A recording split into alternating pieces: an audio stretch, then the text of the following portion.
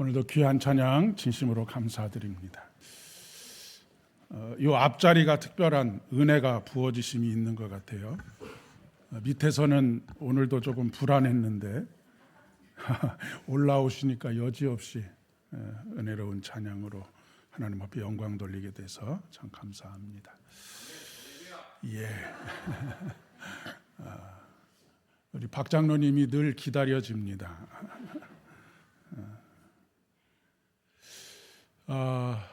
광고 시간에도 말씀드렸지만 어버이날을 맞이하신 모든 어버이들에게 축하하고 또 진심으로 감사드립니다.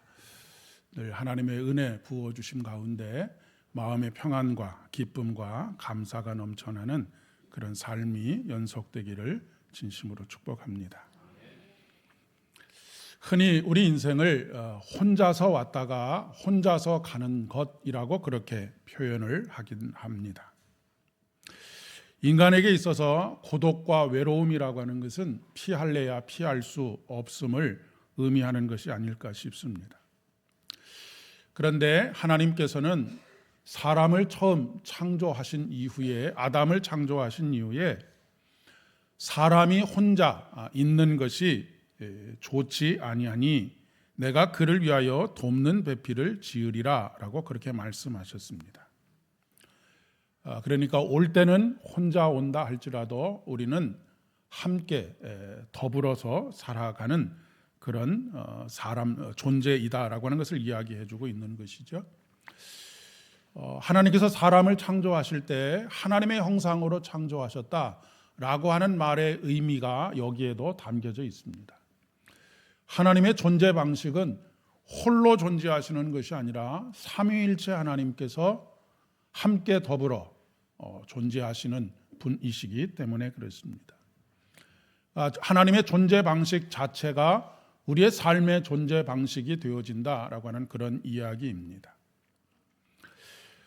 그런데 여기서 돕는다라고 하는 단어는 단순히 어떤 일의 보조자의 역할을 한다라고 하는 그런 의미가 아닙니다. 돕는다라고 하는 단어는 히브리어로는 에제르라고 하는 단어를 쓰고 헬라어로는 파라클레토스라고 하는 단어를 씁니다. 이 단어의 의미가 무엇이냐면 위로자, 돕는 자, 중보자, 변호사, 대언자라고 하는 의미를 가지고 있습니다. 여러분, 변호사가 왜 중간에서 변호를 합니까? 우리가 우리 자신을 변호할 만한 능력이 없기 때문에 변호사가 중간에 필요한 것이죠. 중보자가 왜 필요합니까?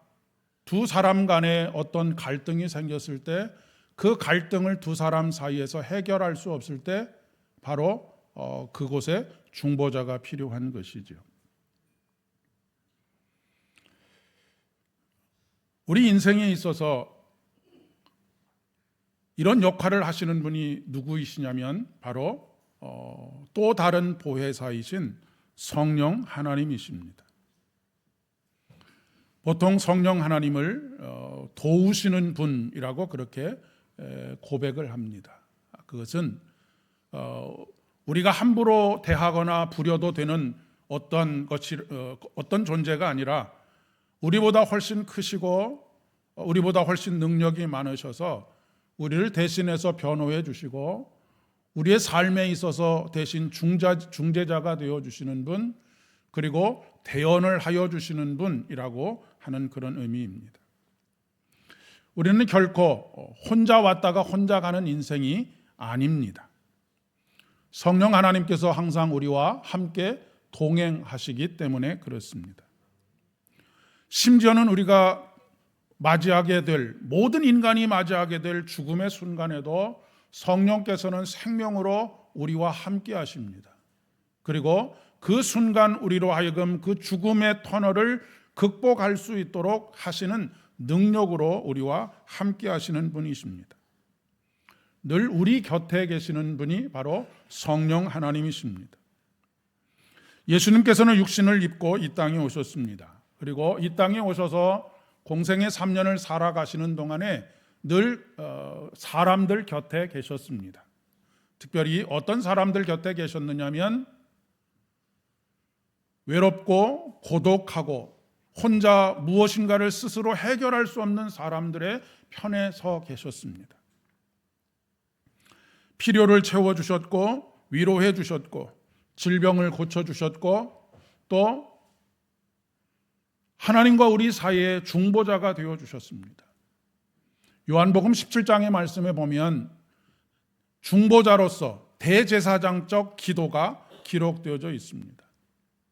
우리를 위해서 하나님 앞에 어떻게 우리를 받아주시고 스스로가 대제사장이 되셔서 우리로 하여금 죄로 인하여서 하나님 앞에 나아갈 수 없는 상황 속에서 하나님께서 받으실 만한 존재가 되게 하시는 그런 기도를 올려주셨다라고 하는 이야기입니다.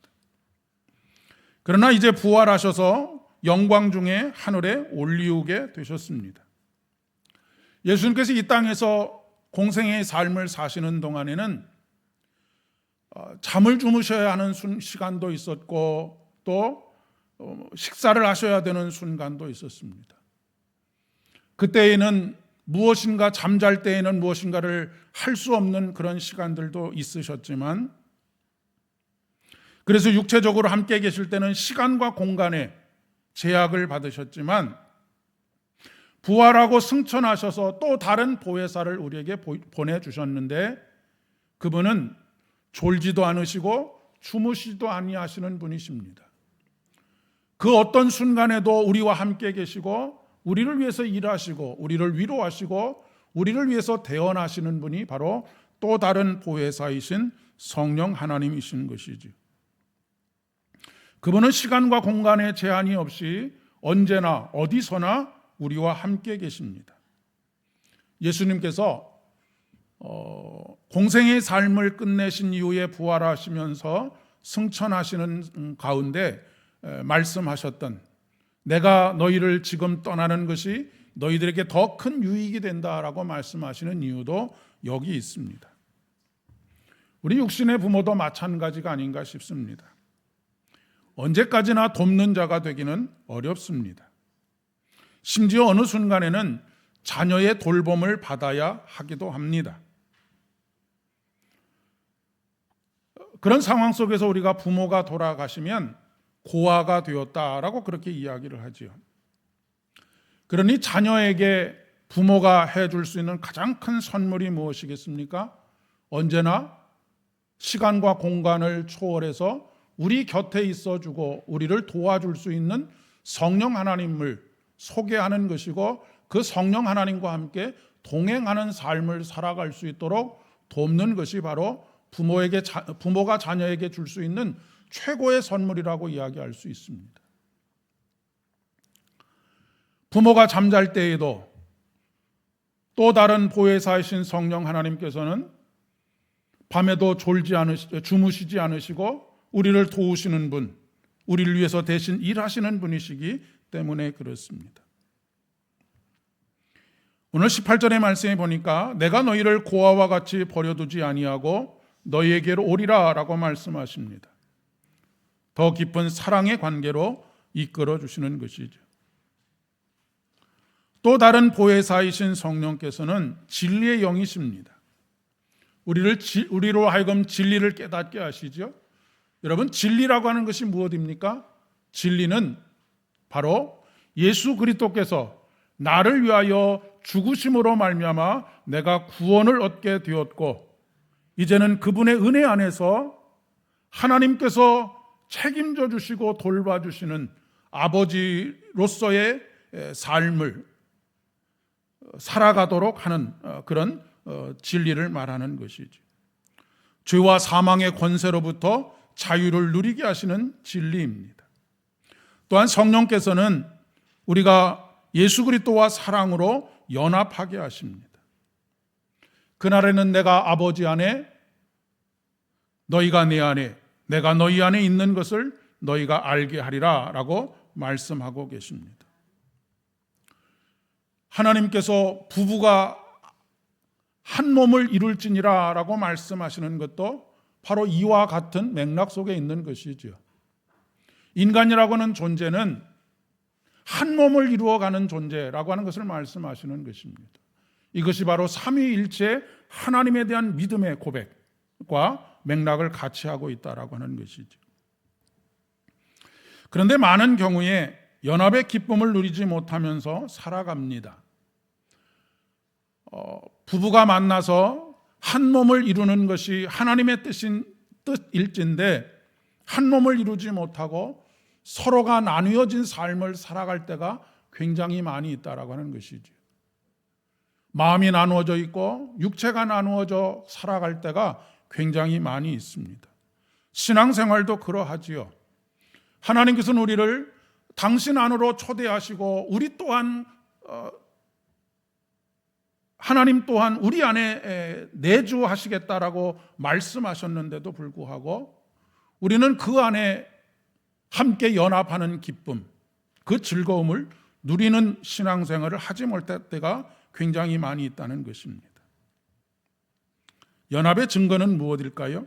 그것은 바로 하나님의 말씀을 사랑하고 지키는 것, 즉 순종의 삶을 통해서 나타나게 됩니다. 여러분, 서로 사랑하게 되면 어떻게 되나요?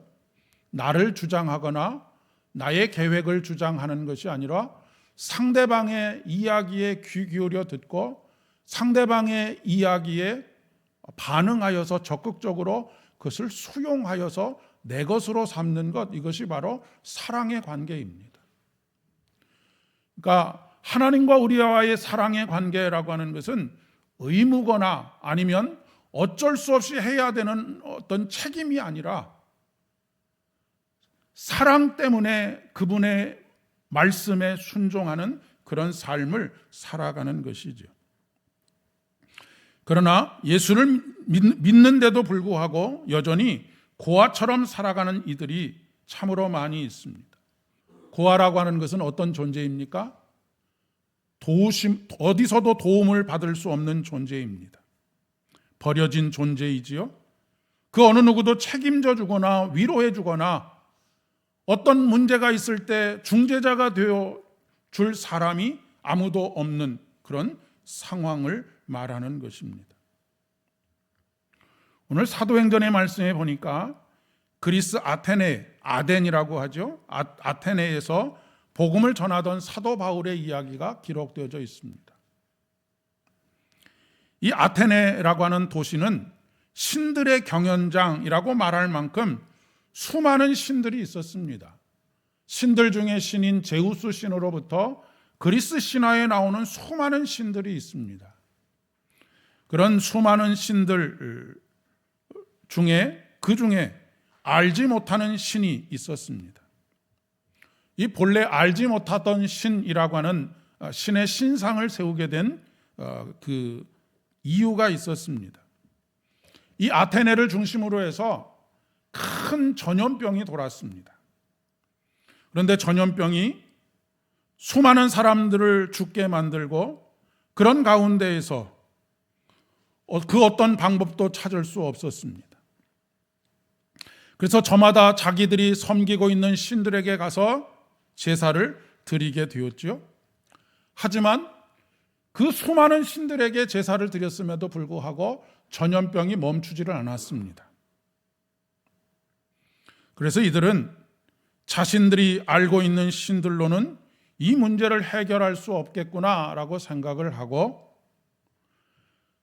알 수는 없지만 이름을 알 수 없지만 그 어떤 신이라도 우리에게 와서 이 전염병을 해결해 줄 것을 위하여서 제단을 쌓고 제사를 드리게 되었다라고 하는 것입니다.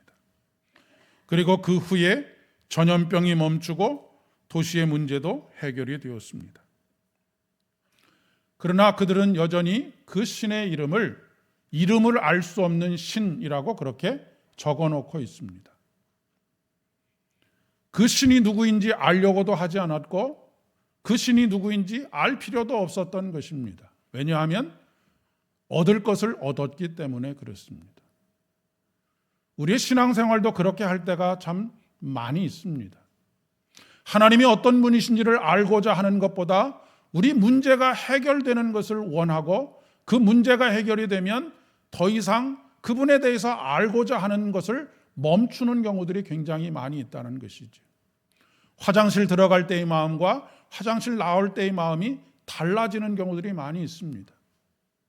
하나님, 이 문제만 해결해 주시면 제가 하나님을 더 깊이 사랑하고 온전히 주를 위해서 살겠습니다라고 이야기하지만, 그렇게 간절히 기도하지만 문제가 해결이 되면 어느 때 내가 그런 말을 했었던가라고 하는 그런 생각을 가지고 더 이상은 알려고 하지 않는 것입니다.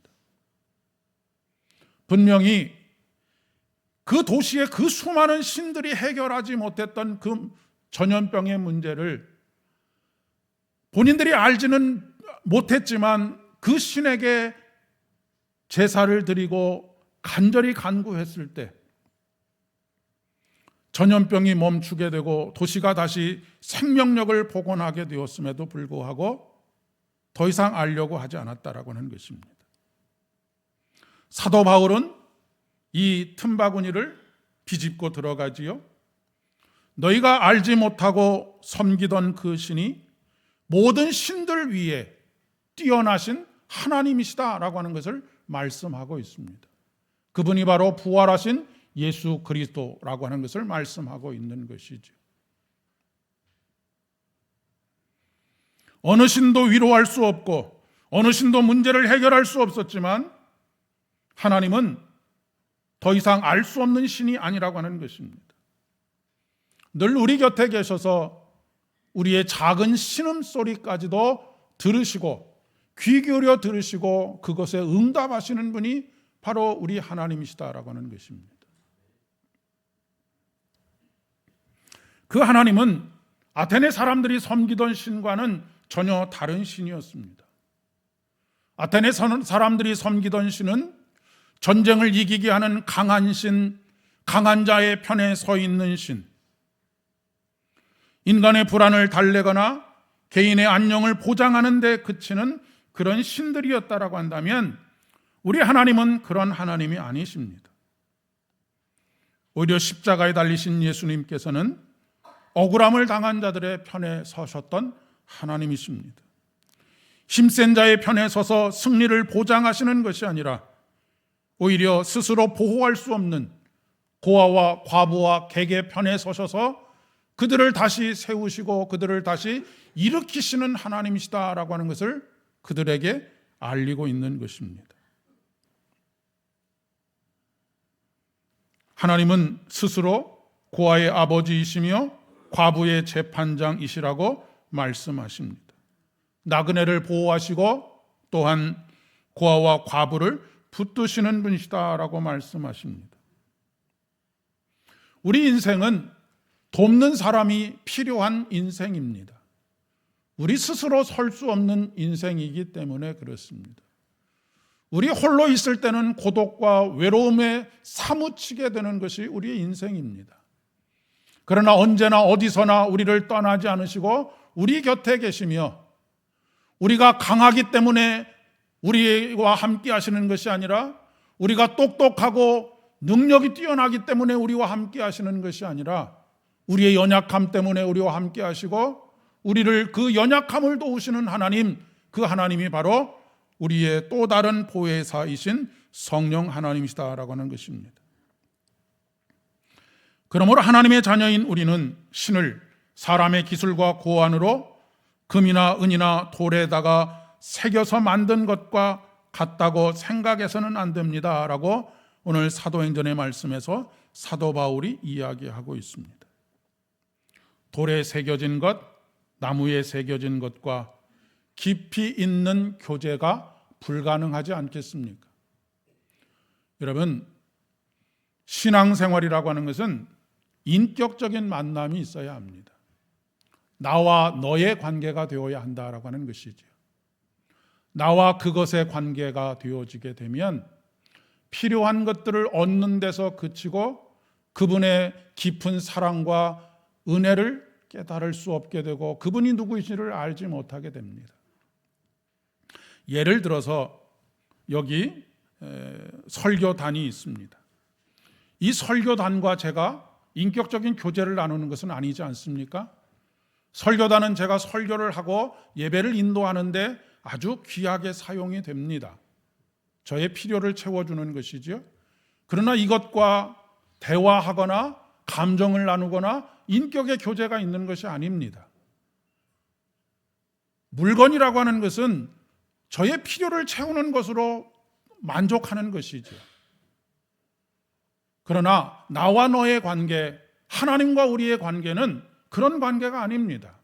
물론 하나님께서는 우리의 필요를 채워주십니다. 우리를 위로해 주십니다. 우리를 다시 세워주십니다. 그러나 거기서 끝나면 안 된다라고 하는 것이죠. 하나님이 누구이신지 더 깊이 알아가고자 하는 우리의 마음속에 열망이 있어야 한다라고 하는 것을 말씀하고 있습니다. 그리고 그분과의 이런 인격적인 만남, 인격적인 교제가 없이는 우리는 그분을 필요할 때만 꺼내서 사용하는 물건처럼 취급하는 그런 결과를 초래하게 되는 것이죠. 심리학의 실험 중에 원숭이 실험이라고 하는 것이 있습니다. 정확하게는 해리 할로우의 애착 실험이라고 하는 실험입니다. 실험의 내용은 이런 것입니다. 새끼 원숭이에게 우유가 나오는 철사로 만들어 놓은 철사로 만들어서 엄마의 모양으로 원숭이 엄마를 만들어 놓고 거기에 젖병을 꽂아서 거기에 가면 젖을 먹을 수 있는 그런 시스템을 만들어 놓았습니다. 그리고 우유는 없지만 부드러운 헝겊으로 만들어 놓은 또 다른 원숭이 엄마를 만들어 놓았습니다. 그랬더니 새끼 원숭이가 배가 고플 때는 철사로 만들어 놓은 엄마에게 가서 젖을 열심히 빨지만 그 이외의 모든 시간은 다 부드러운 헝겊으로 만들어 놓은 원숭이 엄마에게 가서 몸을 비비고 거기에서 잠을 청하기도 하면서 그렇게 보내더라는 것이죠. 하물며 우리 인간이 그렇겠습니까?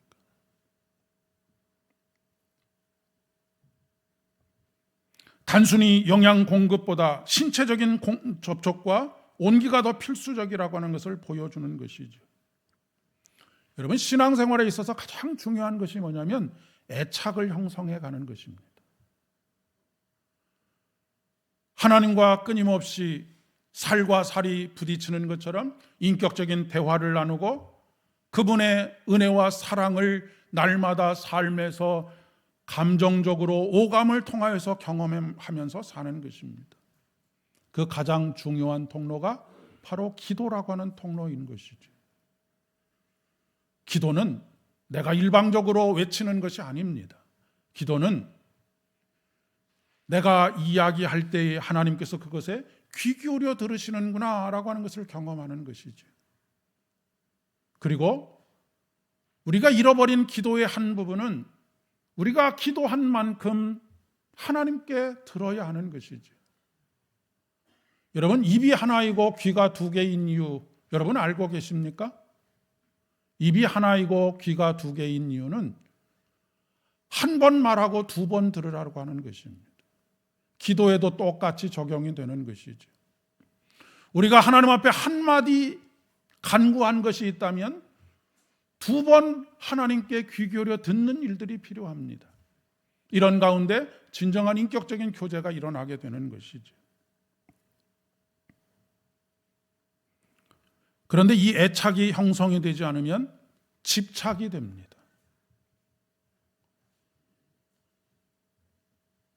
많은 사람들이 어려서부터 이 애착이 형성이 되지 않으면 부모와의 사랑의 관계가 애착 관계가 형성되지 않으면 성장해서 남자와 여자가 만났을 때 관계에 집착을 하게 됩니다. 우리들도 마찬가지인 것이죠. 하나님과의 신앙의 관계에서 애착 관계가 형성되지 않으면 성도와 성도의 간에 관계를 맺어가는데 어려워지게 됩니다. 관계에 집착하게 되지요. 내가 준 만큼 받지 못하면 그것이 마음의 상처가 되고 아픔이 되고 찌르는 칼이 되는 경우들이 굉장히 많이 있게 되는 것이 바로 그런 이유들입니다. 애착 관계가 형성이 되지 않으면 사랑의 언어와 사랑의 몸짓을 하더라도 그것은 거짓이 되고 맙니다.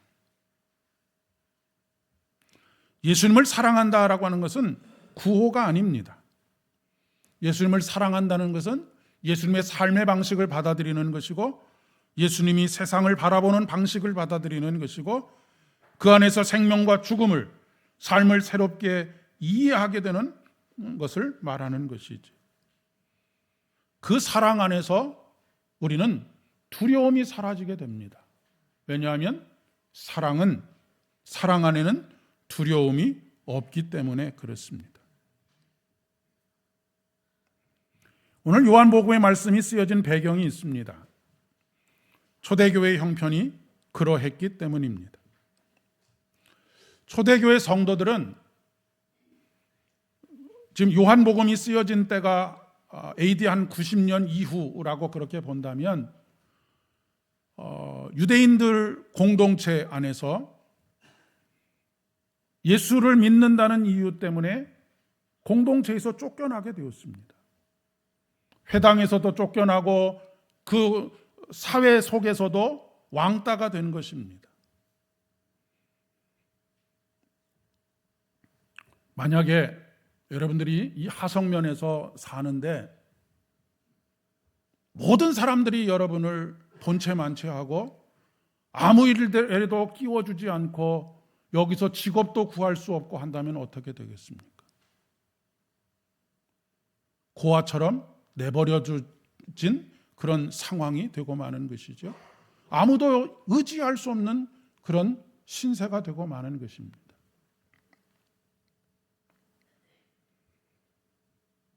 직업도 얻을 수 없고, 직업을 얻을 수 없으니 먹고 사는 문제도 해결을 할 수가 없었습니다.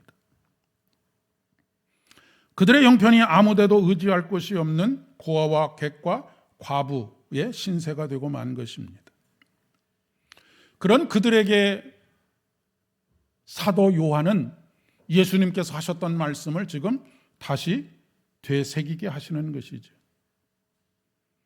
육신을 입으신 예수님께서 비록 부활하셨지만, 예수님께서 부활하셔서 승천하셨지만, 부활하시고 승천하시면서 보내주신 또 다른 보혜사이신 성령 하나님께서 이런 처지에 있는 너희들을 고아와 같이 내버려 두지 않을 것이다 라고 하는 것을 말씀하고 계시는 것입니다. 오늘 서신서인 베드로전서의 말씀도 마찬가지입니다. 이 베드로전서를 지금 읽고 있는 사람들이 누구냐면 흩어진 유대인들입니다. 그 중에서도 예수를 믿는 사람들입니다. 흩어진 유대인들이 소아시아와 그 근동에 있는 각 도시들에 퍼져서 살고 있었습니다. 그곳에는 이교를 믿는 사람들로 가득 차 있는 마을들이었던 것이죠. 그들은 그곳에서 나그네와 같은 존재였습니다. 나그네와 같은 존재는 그곳에 주민으로서 살아가는 사람들보다 몇 배의 힘에 겨운 삶을 살아야 합니다. 제가 외국 생활을 조금 해봐서 잘 압니다. 외국에서의 삶이 가장 힘들고 어려운 것은 일이 힘들고 어려워서가 아닙니다. 의지할 데가 없다라고 하는 것이 가장 힘든 일입니다.